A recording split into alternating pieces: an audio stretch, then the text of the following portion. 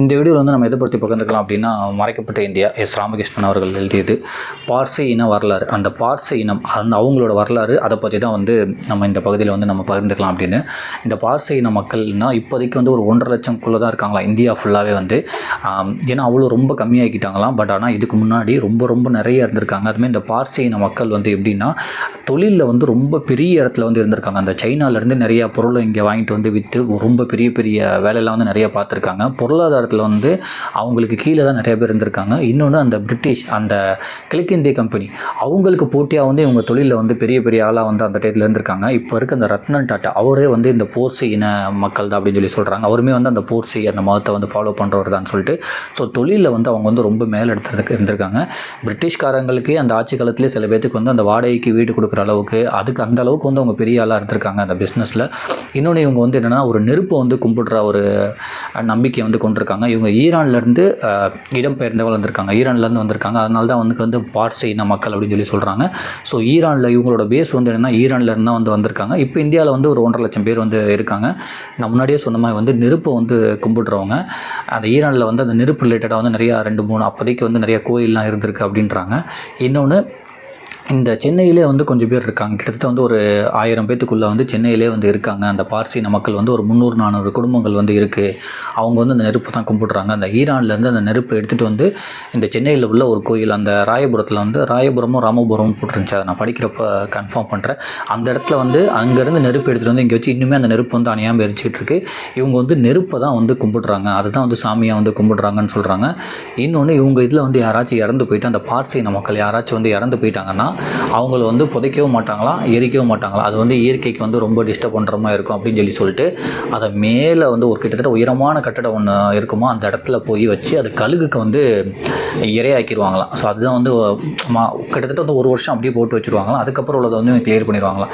இப்போ வந்து அந்த பிணம் தின்ன கழுகு வந்து அதோட எண்ணிக்கை ரொம்ப குறைஞ்சனால இப்போ இந்த மிஷின்குள்ளே அமைச்சு அந்த ஃபுல் அண்ட் ஃபுல் அந்த சாம்பல் ஆக்குறாங்களா, அதெல்லாம் இப்போ பண்ண ஆரம்பிச்சிட்டாங்களாம். பட் இதுக்கு முன்னாடி என்ன பண்ணுவாங்கன்னா, அந்த உயரமான ஒரு கட்டடத்தில் வந்து அந்த பேர் கூட இங்கே மென்ஷன் பண்ணியிருக்காங்க. அந்த இடத்துல வந்து கழுகுக்கு வந்து அந்த புணங்கள்லாம் வந்து இரையாக்கிடுவாங்களாம். அது அவங்க நம்பிக்கையாக புதைக்கவும் மாட்டாங்களாம், எரிக்கவும் மாட்டாங்களாம். அதுக்கப்புறம் வந்து அவங்களோட சமயங்களில் தான் வந்து திருமணம் பண்ணிப்பாங்களா. வேறு யாராச்சும் ஒரு சமயத்தில் ஃபாலோ பண்ணுறவங்க வந்து இங்கே உள்ளவங்களை வந்து திருமணம் பண்ணிக்கிட்டாங்கன்னா, அந்த பார்சின மக்களில் வந்து திருமணம் பண்ணிக்கிட்டாங்கன்னா, அந்த பார்சினத்துக்குன்னே வந்து சில வழிபாடுகள்லாம் இருக்கும். அதை வந்து அவங்கள வந்து பண்ண விட மாட்டாங்களாம். அது இவங்க தான் பண்ணணுமா, அது அடுத்தவங்க வந்து பண்ணுற மாதிரி இருக்குன்னு சொல்லி பண்ண விட மாட்டாங்களா. அதுக்குன்னே வந்து ஒரு கேஸ் போட்டு நடந்திருக்கான். அந்த பார்சி இயக்கம் வந்து 2 பேர் வந்து ஒரு ஆங்கிலேயர் அந்த ஒரு பேக்ரவுண்டில் வந்தவங்க வந்து கல்யாணம் பண்ணியிருக்காங்க அந்த டயத்தில், ஒரு பார்சின ஒருத்தரை. பட் ஆனால் அவங்க வந்து நிறைய வழிபாடை ஃபாலோ பண்ணலான்றப்போ இவங்க வந்து பண்ண விட மாட்டேன்ட்டாங்களாம். இங்கேயே பிறந்து இந்த இனத்தில் உள்ளவங்க தான் ஃபாலோ பண்ணணும்னு சொல்லியிருக்காங்க. அதுக்கு இவர் வந்து அந்த ஹஸ்பண்ட் வந்து, என்னோடய ஒய்ஃப் வந்து ஃபாலோ பண்ண விட மாட்டாங்க, அவங்க வந்து நான் கல்யாணம் பண்ணிட்டேன், பட் அவங்க இதை சில விஷயத்தை பண்ணணும்னு நினைக்கிறாங்க, இவங்க வந்து இந்த மதத்துக்குன்னு சொல்லி சில கட்டுப்பாடு இருக்குது, அதை ஃபாலோ பண்ண விட மாட்டாங்கன்னு சொல்லி ஒரு கேஸ் போட்டிருக்காங்க. அந்த கேஸில் கூட என்ன சொன்னாங்கன்னா, நீங்கள் உங்கள் சமையலத்துக்குள்ளே வந்து இங்கே பேசி நீங்களே முடிவு எடுத்துக்கோங்க, இதில் வந்து நம்ம கோர்ட்டு தலையிட முடியாது அப்படின்னு சொல்லியிருக்காங்க. அந்தளவுக்கு வந்து பார்சின வரலாறு வந்து இங்கே நிறையா வந்து குறிப்பு கொடுத்துருக்காங்க. நான் முன்னாடியே சொன்ன மாதிரி வந்து இந்த ரத்னன் டாட்டாவே வந்து அந்த பார்சி இனம் அதிலிருந்து தான் அந்த ஒரு சமயத்தை பின்பற்றவர் தான் சொல்கிறாங்க. பொருளாதாரத்தில் வந்து ரொம்ப பெரிய லெவலில் இருந்திருக்காங்க. ஸோ அதை பற்றி தான் வந்து இந்த வீடியோவில் ஒன்று நம்ம பார்க்க போகிறோம். இந்திய மதங்களில் ஜெராஸ்ட்ரியம் தனித்துவமிக்கது. அந்த ஜெராஸ்ட்ரியம் அப்படின்ற ஒரு மதத்தை தான் வந்து இந்த பார்சின மக்கள் வந்து ஃபாலோ பண்ணிக்கிட்டு இருந்திருக்காங்க. இது ஈரானில் தோன்றிய மதம் என்றாலும் இந்தியாவில் காலூன்றி 4 நூற்றாண்டுகளுக்கு மேலாக வளர்ந்து நிற்கிறது. இந்த மதம் நூற்றாண்டுகளாக மதச்சண்டைகள் எதில் ஈடுபடாமல், துவேஷம் காட்டாமல், சமாதானமும் வளர்ச்சியும் மட்டுமே குறிக்கோளாக கொண்டு செயல்படுகிறது. பார்சிகள் இந்த மதத்தை சேர்ந்தவர்கள் தான். இந்தியாவில் மத சுதந்திரம் எந்த அளவு போற்றப்படுகிறது என்பதற்கு ஜெராஸ்ட்ரியத்தின் வளர்ச்சிக்கு அது அளித்திருக்கும் இடமே சாட்சி. பார்சி இனம் இந்தியாவில் முன்னேற்றத்துக்கும் வரலாற்றுக்கும் குறிப்பிடத்தக்க பங்களிப்பை செய்திருக்கிறது. இந்தியாவில் பார்சிகள் குறைந்த எண்ணிக்கை இருந்தாலும் அறப்பணி மற்றும் மனிதநேய பண்புகளில் சிறந்து விளங்குகின்றனர் என்று மகாத்மா காந்தி பாராட்டியிருக்கிறார். பார்சி இன மக்களின் உழைப்பு பம்பாய் நகரின் வளர்ச்சியில் குறிப்பிடத்தக்கது. தாதாபாய் நவ்ரோஜி மற்றும் பிகாஜி காமா போன்றோர் இந்திய சுதந்திர இயக்கத்தில் இருந்த முக்கியமான பார்சிகள் அப்படின்னு சொல்லிட்டு அந்த பார்சியோட வரலாறை வந்து ரொம்ப டீட்டெயில்டாக வந்து சொல்லியிருக்காங்க. நான் கொஞ்சமாக படித்து சொல்கிறேன். நீங்கள் ஃபுல்லாக படிக்கணும்னா இந்த புத்தகத்தை வந்து படிங்க. சுமார் 1300 ஆண்டுகளுக்கு முன் ஈரானில் ஏற்பட்ட அரசியல் நெருக்கடிகளை அடுத்து உலகின் பல்வேறு பகுதிகளுக்கு பார்சிகள் புலம்பெயர்ந்தனர். ஜராஸ்ட்ரிய மதம் ஜராஸ்டர் என்ற ஞானியால் தோற்றுவிக்கப்பட்டது.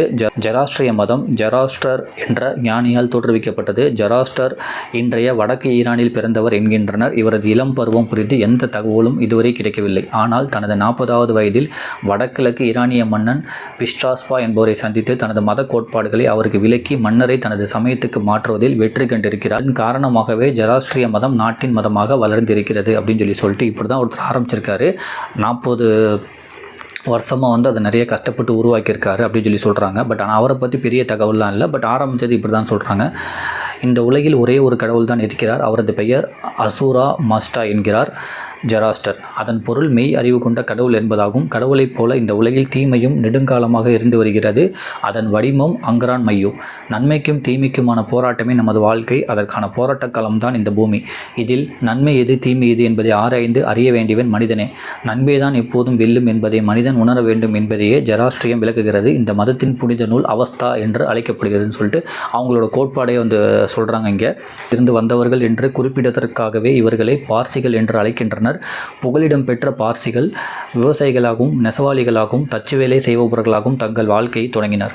பார்சிகள் நெருப்பை வணங்கக்கூடியவர்கள். நெருப்பே ஆதி தெய்வம் என்ற நம்பிக்கை கொண்டவர்கள். அவர்கள் எங்கே சென்றாலும் நெருப்பை தங்களுடன் எடுத்துச் செல்வார்கள். ஈரானில் இருந்து கொண்டு வரப்பட்ட நெருப்புக்காக அவர்கள் குஜராத்தில் ஒரு கோயில் கட்டினர். அந்த கோயிலில் உள்ள நெருப்பு இன்றும் அணையாமல் இருக்கிறது. இன்று உலகின் எந்த நாடுகளில் பார்சிகள் வசித்தாலும் ஈரானில் இருந்து கொண்டு வரப்பட்ட நெருப்பின் ஒரு சுடரை தங்களுடன் எடுத்துச் சென்று அதையே வழிபடுகின்றனர். சென்னையிலும் கூட அக்னி கோயில் எனப்படும் பார்சிகள் நெருப்பு கோயில் ராயபுரத்தில் இருக்கிறது. இந்த அக்னி கோயிலின் நூற்றாண்டு விழா கடந்த மாதம் தான் நடந்து முடிந்தது. 1795ஆம் ஆண்டின் பார்சி இனத்தவர் சென்னையில் காலடி வைத்தனர். சென்னையில் இன்று 300 பார்சி குடும்பங்கள் மட்டுமே இருக்கின்றன.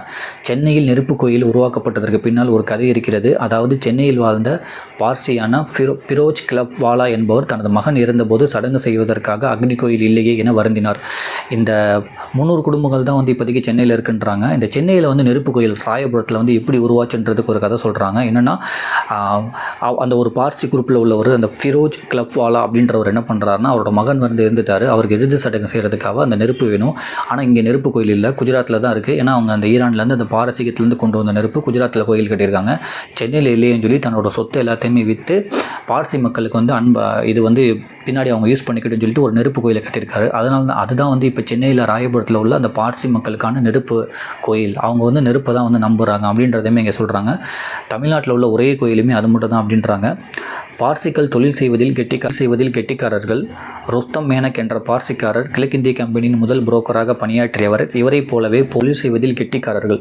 ருஸ்தம் மேனக் என்ற பார்சிக்காரர் கிழக்கிந்திய கம்பெனியின் முதல் புரோக்கராக பணியாற்றியவர். இவரைப் போலவே இந்தியர்களுக்கும் இடையில் வணிக பரிமாற்றம் ஏற்படுவதற்கு பார்சிகள் உதவி செய்திருக்கின்றனர். பார்சிகள் கிழக்கிந்திய கம்பெனியுடன் போட்டி போட்டு பருத்தி வணிகம் செய்தனர். 1854இல் இந்தியாவின் முதல் காட்டன் மில்லான பாம்பே ஸ்பின்னிங் மில்லை ஆரம்பித்தவர் காஸ்வாஜி நானாபாய் என்ற அவரும் ஒரு பார்சி இனத்தவர். இங்கிலாந்துக்கு போட்டியாக இந்தியாவில் நூற்பாலைகளை ஏற்படுத்தி பெரிய தொழில் நிறுவனங்களை உருவாக்கி காட்டியவர்கள் பார்சிகளே அப்படின்னு சொல்லிட்டு நான் முன்னாடி அந்த வீடியோவில் ஆரம்பத்தில் சொன்ன மாதிரி தொழிலில் வந்து ரொம்ப வந்து சிறந்து விளங்கியிருக்காங்க அந்த பார்சிகள். கிட்டத்தட்ட வந்து அங்கே உள்ள அந்த ஒரு பிரிட்டிஷ் அவங்களுக்கு போட்டி போடுற கிழக்கிந்திய கம்பெனியோட போட்டி போடுற அளவுக்கு வந்து தொழில்துறையில் வந்து பெரிய அளவு வழங்கியிருக்காங்க. அதே மாதிரி வந்து பம்பாயிலே வந்து நிறைய பொருளாதாரம் அந்த கல்வி ரிலேட்டடாக நிறையா வந்து பார்சிகள் வந்து ஆரம்பிச்சிருக்காங்க. அது நிறையா வந்து இந்தியா பொருளாதாரத்துக்கு வந்து ஹெல்ப் பண்ணுச்சு. பெண்களோட கல்விக்குமே நிறைய ஹெல்ப் பண்ணுச்சு அப்படின்றாங்க. பம்பாயில் கல்வி சாலைகள் உருவாக்கப்பட்டவுடன் பார்சி இன பெண்கள் அதிக அளவில் கல்வி கற்றுக்கொள்ள தொடங்கினர். அதில் முக்கியமானவர் மேடம் காமா. 1896ஆம் ஆண்டு பம்பாய் நகரம் பிளேக் நோயால் பாதிக்கப்பட்ட போது மேடம் காமா தன்னார்வ குழு ஒன்றில் இணைந்து தீவிரமாக தொண்டு செய்தார். இதனால் பிளேக் நோய் அவருக்கு தொற்றியது. பிறகு இங்கிலாந்து மருத்துவமனை ஒன்றில் சிகிச்சை பெற்று நோயிலிருந்து மீண்டு வந்தார். லண்டனில் இருந்த காலத்தில் தாதாபாய் நவ்ரோஜியின் உதவியாளராக பணிபுரிந்தவர் மேடம் காமா. எவருக்கும் அஞ்சாத வீராங்கனையாக சுதந்திர போராட்ட கட்சி செயல்பட்டவர்.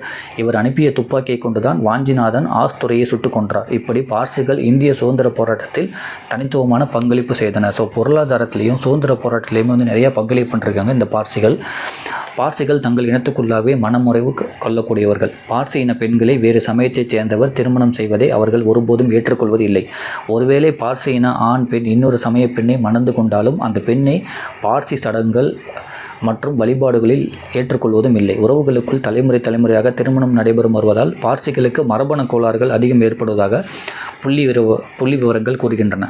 நான் இதுக்கு முன்னாடியே சொன்னமே வந்து அவங்களோட இனத்துக்குள்ளே தான் வந்து கல்யாணம் பண்ணிக்கிறாங்க. வேறு யாரையுமே வந்து அவங்க கல்யாணம் பண்ணிக்கிறது விருப்பப்படுறதில்ல. அப்படியே யாராச்சும் ஒருத்தவங்க கல்யாணம் பண்ணிக்கிட்டாலுமே அவங்களுக்குன்னு சொல்லி அந்த பார்சி மக்களுக்குன்னு உள்ள சடங்குகளில் வந்து அவங்கள வந்து இணைச்சிக்கிறது இல்லை. பட் ஆனால் இதில் என்ன பிரச்சனைனா அவங்களுக்குள்ளே அந்த கல்யாணம் பண்ணிக்கிறனால அந்த மரபணு பிரச்சனை நிறையா வந்திருக்கு அந்த பார்சி இன மக்களுக்கு. பார்சி அல்லாத பெண்ணை திருமணம் செய்து கொண்டு அவளை பார்சி மதத்துக்கு மதமாற்றம் செய்தாலும் அவளுக்கு மத உரிமைகள் வழங்கப்பட முடியாது என்று இருக்கும் கெடிபிடியை எதிர்த்து ஒரு வழக்கு நீதிமன்றத்தில் நடந்தது. ஸோ இதுதான் வந்து வழக்கு நடந்திருக்கு. பட் அந்த வழக்கிலே வந்து அந்த கோர்ட்டில் என்ன சொல்லியிருக்காங்கன்னா, உங்கள் மதத்துக்குன்னு சொல்லி ஒரு கட்டமைப்பு இருக்குல்ல, அவங்களுக்குள்ளே நீங்கள் பேசி முடிச்சுக்கோங்க அப்படின்னு சொல்கிறாங்க. யாராச்சும் பார்சி மதம் இல்லாதவங்க வந்து பார்சி மதத்துக்குள்ளே வந்து கல்யாணம் பண்ணாங்கன்னா அவங்களுக்கு வந்து அந்த மதத்துக்குன்னு சொல்லி கொஞ்சம் நிறையா இருக்குது. அந்த மத உரிமைகள்னு இருக்குது. அதில் வந்து அவங்கள தலையிட விட மாட்டாங்களாம். அதுக்கு கோர்ட்டில் கேஸ் நடந்து கோர்ட்டே வந்து இந்த மாதிரி சொல்லியிருக்கு அப்படின்றதுமே இங்கே பதிவு பண்ணுறாங்க. ஸோ இந்த பார்சி இன மக்கள் அந்த வழியில் வந்தவர் தான் வந்து இந்த ரத்தன் டாட்டா. அவருமே வந்து அந்த ஒரு மத நம்பிக்கை வந்து கொண்டவர் தான். அது அந்த தொழிலதிபர்களாக இருக்காங்கன்னு சொன்னல, பொருளாதாரத்துலேருந்து பெரிய ஆளுங்களாக இருக்கான்னு சொல்லி நம்ம சொன்ன மாதிரியே வந்து டாட்டாவுமே வந்து பெரிய தொழிலதிபர்னு சொல்லிட்டு நமக்கே தெரியும். ஸோ இந்த இன மக்கள் வந்து அந்த தொழிலுக்கும் பொருளாதாரத்துக்கும் சுதந்திர போராட்டத்துக்குமே நிறையா வந்து சப்போர்ட் பண்ணியிருக்காங்க. பட் இங்கே தான் வந்து டாட்டா அவரோட ஸ்டோரியை வந்து இங்கே பதிவு பண்ணுறாங்க. அவருக்கும் பார்சி இன மக்களுக்கு என்ன ஒரு கருத்து வேறுபாடு இருந்துச்சுன்னு. பார்சி அல்லாத பெண்ணை திருமணம் செய்து கொண்டு அவளை பார்சி மதத்துக்கு மதமாற்றம் செய்தாலும் அவளுக்கு மத உரிமைகள் வழங்கப்பட முடியாது என்று இருக்கும் கெடிபிடியை எதிர்த்து ஒரு வழக்கு நீதிமன்றத்தில் நடந்தது. அந்த வழக்கை தொடுத்தவர் பிரபல தொழிலதிபர் ஆர்.டி. டாட்டா. இவர் ஒரு பிரெஞ்சு பெண்ணை காதலித்து திருமணம் செய்து கொண்டார். அந்த பெண் கிறிஸ்தவ சமயத்தை சேர்ந்தவர். திருமணத்துக்கு பிறகு அந்த பெண்ணை பம்பாய்க்கு அழைத்து வந்து தனது சமயத்துக்கு மதம் மாற்றினார் டாட்டா. ஆனாலும் அவளுக்கு மதச்சடங்குகளில் கலந்து கொள்ள அனுமதி தர முடியாது என்று பார்சிசம் மத அமைப்பு தடை விதித்தது. இதை எதிர்த்து நீதிமன்றத்தில் முறையிட்ட டாட்டா பார்சிகளின் சார்பாக பார்சி பஞ்சாயத்து என்ற அமைப்பு வாதிட்டது. ஸோ இந்த வழக்கை விசாரித்தவங்களே வந்து நீங்களே பேசி முடிச்சுக்கோங்க அப்படின்னு சொல்லி சொன்னதாகவும், அதனாலே வந்து பார்சி மக்கள் வந்து இந்த டாட்டா வந்து ஒதுக்கி வச்சதாகவும் வரலாறு சொல்கிறாங்க. ஆனால் பெஞ்ச் இந்த வழக்கை விசாரித்து மதமாற்றத்தின் உரிமைகள் பறிக்கப்பட்டால் அதை நீதிமன்றம் தலையிட்டு வழிகாட்ட முடியாது, மத அமைப்புகளே அதை புரிந்து கொண்டு நடைமுறைப்படுத்த வேண்டும் என்று கூறியது. இந்த வழக்கு காரணமாக பார்சிகள் டாட்டாவின் குடும்பத்தை ஒதுக்கி வைத்தது அவர்களின் பிடிவாதமான சமயப்பற்றுக்கு ஒரு சாட்சி. இதை பார்சிகளின் பலவீனம் என்கிறார் நுரோஜி என்ற பத்திரிகையாளர். பார்சிகள் இறந்த உடலை அடக்கம் செய்யும் முறை மிக விசித்திரமானது. இறந்தவரின் உடலை எரிக்கவோ புதைக்கவோ கூடாது என்பது அவர்களின் நம்பிக்கை. ஆகவே கழுகுக்கு இரையாக வைத்து விடுவார்கள். நான் முன்னாடியே சொன்ன மாதிரி வந்து கழுகுக்கு வந்து இரையாக வச்சுருவாங்களாம். இதற்கு பார்சிகள் சொல்லும் விளக்கம் என்னவென்றால், இறந்த உடலை புதைப்பதால் மண் மாசுபடுகிறது, எரிப்பதால் காற்று மாசுபடுகிறது, நதிகளில் உடலை இடுவதால் நீர் மாசுபடுகிறது. இறந்த பிறகு இந்த பூமியை மாசுபடுத்தக்கூடாது என்ற காரணத்தால் அவற்றை கழுகுக்கு உணவாக தந்துவிடுகிறோம் என்கின்றனர் அப்படின்னு சொல்லிட்டு ஏன் வந்து அந்த கழுகுக்கு இரையாக்குறாங்க அந்த மனித உடல், அந்த இறந்த மனித உடல்ன்றதுக்கு ஒரு காரணமும் சொல்கிறாங்க. நீர் நிலம்லாம் மாசுபடக்கூடாது அப்படின்னு. ஆனால் இது ஒரு பழமையான பாலைவன சடங்கு. அங்கே இறந்த உடல்களை இப்படி கழுகுக்கு உணவாக அளிக்கும் முறை இன்றும் இருக்கிறது. அதையே பார்சிகளும் பின்பற்றுகின்றனர் என்கிறார்கள் பத்திரிகையாளர்கள். பம்பாயில் இது போன்ற டவர் ஆஃப் சைலன்ஸ் என்ற மலபார் பகுதியில் காணப்படுகிறது. அது 2 அடுக்கு கட்டடம். 2ஆம் கட்டிடத்தில் உள்ள படிகளில் ஏறி 50 மீட்டர் உயரமான ஒரு பெரிய கோபுரத்தின் உச்சியில் இறந்தவரின் உடல் வைக்கப்படுகிறது. இந்த கோபுர உச்சிக்கும் கட்டடத்துக்கும் உள்ளும் வெளியாட்கள் செல்ல அனுமதி கிடையாது. ஸோ இந்த மாதிரி தான் வந்து 50 மீட்டர் உயரமுள்ள ஒரு பெரிய கட்டடத்தில் வச்சிடுறாங்க. அது பேர் வந்து டவர் ஆஃப் சைலன்ஸ் அப்படின்ற ஒரு கட்டடம். அங்கே வந்து உள்ளூர்வாசிகள்லாம் வந்து போகக்கூடாதான். இறந்தவொடனே வந்து அங்கே வேலை செய்கிறவங்க அந்த எரிக்கிற அந்த உடல் இறந்து போனால் வந்து அந்த உடல் இறந்த வெட்டியான்னு சொல்லுவாங்களா, அதை பார்த்துப்பாங்களா, அவங்களாம் அங்கே இருப்பாங்களாம் அந்த கட்டடத்தில். அவங்க மட்டும்தான் வந்து இவ்வளோ உயரத்தில் போய் அந்த இறந்த உடலை வந்து வச்சுட்டு வந்துடுவாங்க. அந்த உடலை வந்து கழுகு வந்து கொத்தி திங்க ஆரம்பிச்சிருமா. ஆனால் அதில் வந்து நார்மலாக உள்ள பப்ளிக்கெலாம் வந்து அங்கே அலௌடு இல்லை அப்படின்னு சொல்கிறாங்க. இறந்த உடலை வீட்டிலிருந்து வெளியே கொண்டு வரும்போது அதை ஒரு நாய் பார்க்க வேண்டும் என்ற சடங்கும் இருக்கிறது. காரணம் 4 முகமுள்ள நாய் ஒன்று மரணத்தின் தூதுவனாக இருப்பதாக அவர்கள் நம்புகின்றனர். அதன் பிறகு டவர் ஆஃப் சைலன்ஸ் கட்டடத்துக்கு உடல் கொண்டு செல்லப்படுகிறது. அங்கே உடல் கழுகுகளுக்கு இரையாக வைக்கப்படுகிறது. கழுகுகள் தின்றது போக மீதமுள்ளவற்றை சேகரித்து அப்புறப்படுத்தி விடுகின்றனர். ஒரு உடல் ஓராண்டு வரை அங்கே கிடக்க அனுமதிக்கப்படுகிறதுன்னு சொல்லிட்டு 1 வருஷம் வரையும் அந்த இடத்துல தான் இருக்குமா. கழுகுக்கு வந்து இரையானதை வந்து தவிர மீதி உள்ளதை வந்து இவங்க அப்புறப்படுத்திடுவாங்களாம். அதேமாதிரி நம்ம முன்னாடியே சொன்ன மாதிரி வந்து வெளியாட்களுக்கு வந்து அனுமதி இல்லையா அந்த கட்டடத்தில். இன்னொன்று வந்து அவங்க சாவு கொண்டு வரும்போது நாய் வந்து அந்த சாவை பார்க்கணும் அப்படின்ற ஒரு நம்பிக்கையுமே இருந்திருக்கான். உடலை அழிக்கவல்ல கழுகினத்தின் வீழ்ச்சி காரணமாக இன்று டவரில் வைக்கப்படும் உடல்கள் அழிவதற்கு பல காலம் ஆகிறது. இந்த குறையை நீக்க நவீன அறிவியல் முறைப்படி மிகப்பெரிய சூரிய கண்ணாடிகளை வைத்து உடலை அழிக்க முயற்சிகள் நடக்கின்றன. இப்போது சோலார் முறைப்படி உடலை அழிப்பதற்கான வசதிகளை பார்சிகள் ஏற்படுத்தி இருக்கின்றனர். இன்று இந்தியாவில் 1.5 லட்சம் பார்சிகள் தான் இருக்கின்றனர். இது மிகச்சிறிய எண்ணிக்கை என்றாலும் இவர்கள் இந்தியாவின் தொழில்துறை வளர்ச்சியில் அளிக்கும் பங்களிப்பு மிக முக்கியமானது. இந்தியாவில் மாதம் ஒன்றுக்கு 90,000 ரூபாய்க்கு குறைவாக சம்பாதிக்கும் பார்சி இன மக்களை ஏழை பார்சிகள் என இதுதான் ரொம்ப முக்கியம். ஆக்சுவலாக வந்து இப்போ இவங்கள வந்து 1.5 லட்சம் பேர் தான் அப்போ வந்து இந்தியாவிலே இருக்காங்களாம். ரொம்ப ரொம்ப குறைவு தானா. பட் ஆனால் அவங்க வந்து தொழில்துறையில் வந்து பெரிய அளவில் வந்து இருக்காங்க அப்படின்றத சொல்கிறாங்க. முக்கியமான ஒன்று சொல்கிறாங்க, யாரெல்லாம் வந்து மாதத்துக்கு 90,000, அதாவது 1,00,000க்கு 10,000 ரூபாய் கம்மி, யாரெல்லாம் மாதத்துக்கு வந்து 90,000 சம்பாதிக்கிறாங்களோ அவங்களாம் வந்து ஏழை பார்சிகள்னு சொல்லி நம்ம அறிவிக்கணும் அப்படின்றத வந்து வேண்டுகோள் வைக்கிறாங்களாம். பார்த்துக்கோங்க, அப்போ மாதத்துக்கு 90,000 ரூபாய்க்கு மேலே சம்பாதிக்கிறவங்க தான் வந்து பணக்காரங்களாம். அந்த 90,000 ரூபாய்க்கு கீழே யார் சம்பாதிச்சாலும் அவங்களாம் வந்து ஏழை அப்படின்றதுமே வந்து பார்சிகள் வந்து கோரிக்கை வைக்கிறாங்களாம். ஸோ அப்போ பார்சிகளோட அந்த பொருளாதாரம், அவங்களோட வரவு செலவு அது எவ்வளோ பெருசு இருக்குன்னு சொல்லி இந்த ஒரு கமெண்ட்லேயே தெரியுது நமக்கு.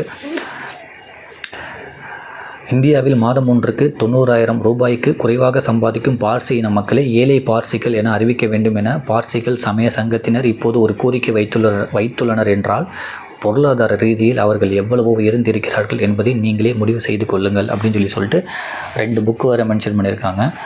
இதுதான் வந்து பார்சிகளோட இன வரலாறு அப்படின்னு சொல்லிட்டு அவங்க எவ்வளோ பெரிய ஆளாக இருந்தாங்க, பொருளாதாரத்தில் வந்து எவ்வளோ உயர்வாக இருந்தாங்க, அது இந்தியாவுக்கு வந்து எவ்வளோ ஹெல்ப் ஆகிருக்கு, பெண்கள் கல்விக்கு வந்து எவ்வளோ ஹெல்ப் பண்ணியிருக்கு, சுதந்திர போராட்டத்தில் அவங்க ஆளுங்க வந்து எவ்வளோ ஹெல்ப் பண்ணாங்க, அதுக்கப்புறம் வந்து அவங்களோட சடங்குகள் என்ன, அவங்களோட நம்பிக்கைகள் என்ன, அவங்களோட அந்த கோயில் அந்த நெருப்பை கும்பிடுற அவங்க இன மக்கள் இப்போ அவங்க வந்து எவ்வளோ பேர் இருக்காங்க, ஒரு 1.5 லட்சம் பேர் தான் இருக்காங்க. பட் ஆனால் எவ்வளோ அளவு பெரிய ஆளாக இருக்காங்க அப்படின்றத வந்து ஃபுல் அண்ட் ஃபுல் வந்து அந்த பார்சி இன வரலாறுன்னு சொல்லி எல்லாமே கொடுத்துருக்காங்க. நான் வந்து ஃபுல்லாக சொல்லலை, கிட்டத்தட்ட நான் ஒரு 30-40% தான் நான் சொல்லியிருப்பேன். இன்னும் நிறைய வந்து இதில் இருக்குது. அதில் முக்கியமான ஆளுங்கள் நிறையா பேர், அவங்க வந்து நிறைய பேர் பெரிய பெரிய தாஜ் ஹோட்டல் அளவுக்கு வந்து ஆரம்பிச்சிருக்காங்க. ஸோ அது எல்லாமே இதில் நிறைய இன்ஃபர்மேஷன் இருக்குது. நீங்கள் அந்த புத்தகத்தை படிக்கிறப்போ இன்னும் விலாவரியாக அந்த வரலாறு தெரிஞ்சுக்கலாம். வாய்ப்பு இருந்தால் அந்த புத்தகம் படிங்க.